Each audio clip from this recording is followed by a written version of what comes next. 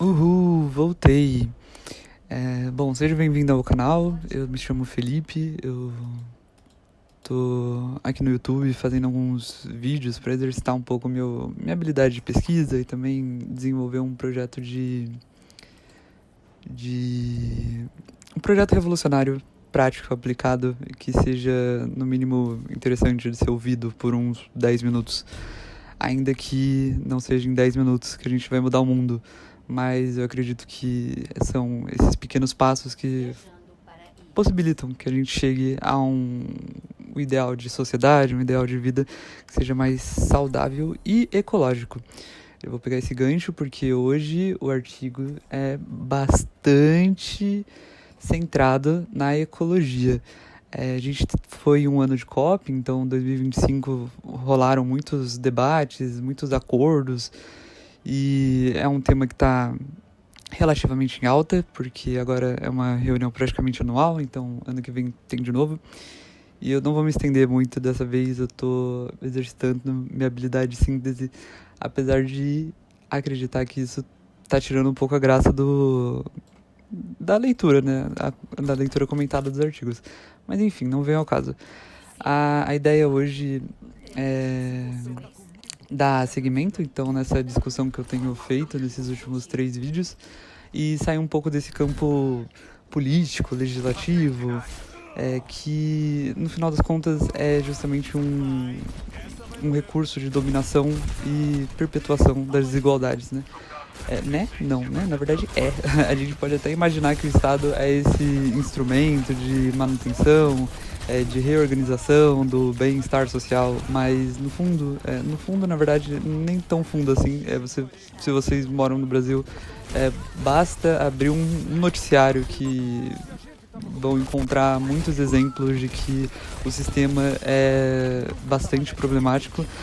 Não apenas no sentido de ser corrupto, então existem pessoas ali atuando na manipulação de recursos em função dos próprios interesses, mas também na própria perpetuação da violência entre a sociedade. Então, o Estado, enquanto instrumento de manipulação das massas, ele está sempre dedicado a fazer essa manutenção da ordem social. Quando começam a surgir os movimentos sociais mais acentuados ou mais acalorados, aí o papel do Estado de intervir sobre isso e fazer essa mediação se torna mais acentuado. Ainda que a mediação ou os resultados obtidos nunca sejam necessariamente a favor da maioria, né? Então, a gente pode pensar, por exemplo, eu ia dizer o salário mínimo, mas o salário mínimo teve um crescimento bastante significativo nos últimos 10 anos? Por aí. Então, não vou dizer sobre o salário mínimo, mas eu vou dizer sobre outra coisa. Sobre o desmatamento na Amazônia. Óbvio, né? Isso aqui é sobre ecologia, então tem que ser relacionado aos nossos recursos naturais. E por que esse exemplo ele vai ser muito palpável? Porque justamente nesses lugares, o Brasil é um país com um território muito grande. Então, as pessoas que moram, por exemplo, na região sudeste, não têm acesso à região norte. Então, não podem fazer luta política, não podem fazer manifestações políticas de maneira mais acentuada. O que eles podem fazer é cobrar os representantes políticos. E aí que está o grande pulo do gato. Os representantes políticos normalmente, entre aspas, né, tem umas figurinhas carimbadas que estão ali a favor dos recursos naturais, estão lutando por exemplo, demarcação das terras indígenas, mas também existem muitos agentes. Inclusive, no último vídeo eu comentei sobre um deles, que era eu tô rindo porque foi um comentário bastante ácido, então se alguém desse meio escutar isso, provavelmente vai ficar com salivando de raiva, né? Mas fazer o quê, né? As cadelas do Estado, elas precisam ficar, assim, no canto delas, né? Afinal de contas, esses instrumentos de dominação e violência, eles sempre ressurgem. E eles vão continuar ressurgindo enquanto não houver um desmonte desse modelo de imperialismo dos homens, né? Aí a gente entra naquela discussão do porquê que o Estado existe. Aí alguns defendem de que ele é responsável por fazer a organização da sociedade, mas no final das contas essa organização, ela depende, óbvio, ela depende da abdicação da autonomia. Então a gente não pode determinar quais impostos vamos pagar, a gente tem que pagar todos, porque o grande leão, ele precisa manter a máquina funcionando e precisa fazer a redistribuição de renda, que é uma grande mentira, né? Afinal de contas a gente sabe que se fôssemos fazer redistribuição de renda, a gente não precisaria pegar dinheiro do povo. Né? Eu acho que isso parece lógico, mas não é tão lógico assim. Porque existe uma grande parcela da sociedade que simplesmente vive num blasé de, ok, impostos existem, sempre existiram e vamos continuar pagando.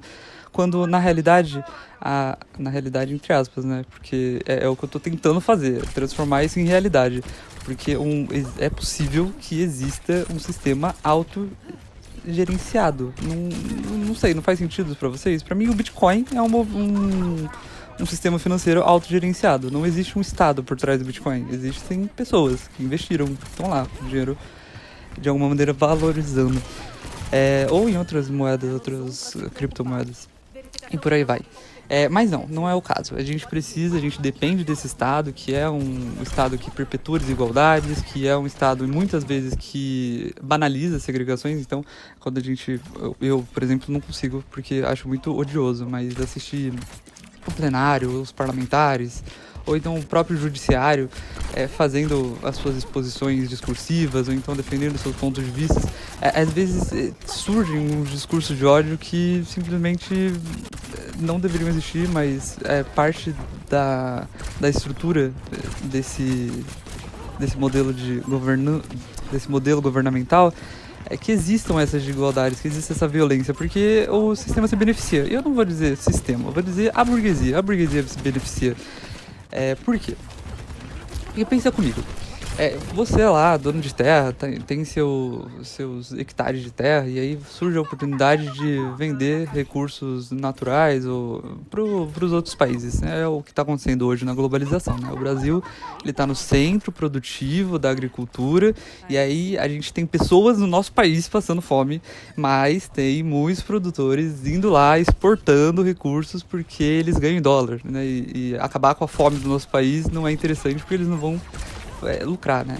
E aí existem pessoas dentro das redes sociais ou no meio, assim, talvez de comunicação, porque abrange muitas coisas, né? Então pode ser desde o jornalismo, a televisão e por aí vai. Ou até panfletagem. Que tem esse termo aqui, panfletagem. Então eu vou usar ele aqui. Pode ser que nem sempre seja claro a importância da fragilização dessa burguesia, porque eles são esse grupo que conseguem fazer a gestão organizada das pessoas e dos recursos a favor da manutenção do sistema. Então, na verdade, na manutenção do capital. Então, eles não têm interesse numa luta ecológica ou numa luta ambiental, porque isso não repercute no poder, né, na manutenção do poder. Eles vão simplesmente fazer esse desmanche mesmo dos interesses puramente financeiros. E pra mim isso seria super interessante, afinal de contas a gente sabe que a gente não come dinheiro, mas mesmo com bilionários, trilionários, ainda existe esse interesse em defender a acumulação do capital. E eles defendem muito bem, afinal de contas, o próprio artigo vai comentar que alguns casos, né, alguns eventos revolucionários, onde essa fragilização aconteceu, a mobilização aconteceu e depois houve, óbvio, não vou dizer que foi uma revolução francesa, não foi, ninguém saiu com a cabeça decapitada, mas alguns recursos foram redistribuídos.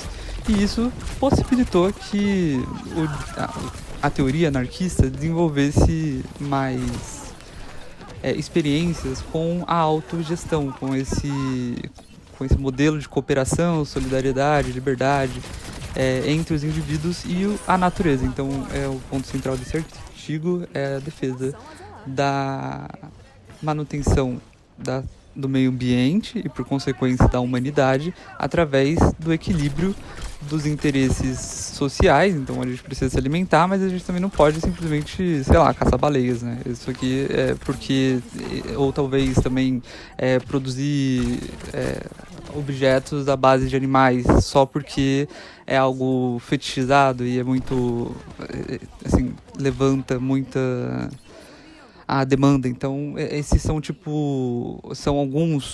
uma das críticas e alguns das frentes onde pode haver militâncias. Então houveram, né? Hoje em dia, por exemplo, já não existe mais tantos exploração de animais, mas ainda existe, por exemplo, no mercado de carnes, né?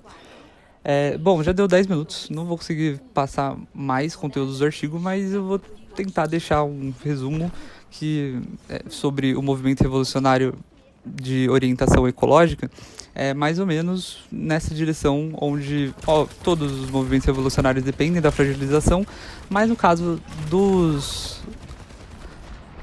ambientalistas, a gente precisa considerar o contexto onde os camponeses habitam, a burguesia que está inserida ali, o contexto de dominação que existe, e contar com a mobilização das massas e não depender desses sistemas econômicos. Na verdade, esse artigo ele deixa bem claro que esse movimento de conquista ele não vai vir por vias estatais, econômicas ou políticas, né? Na verdade, ele vai vir da organização da sociedade. E eu acho isso muito fascinante. Eu gostaria de ver isso acontecendo.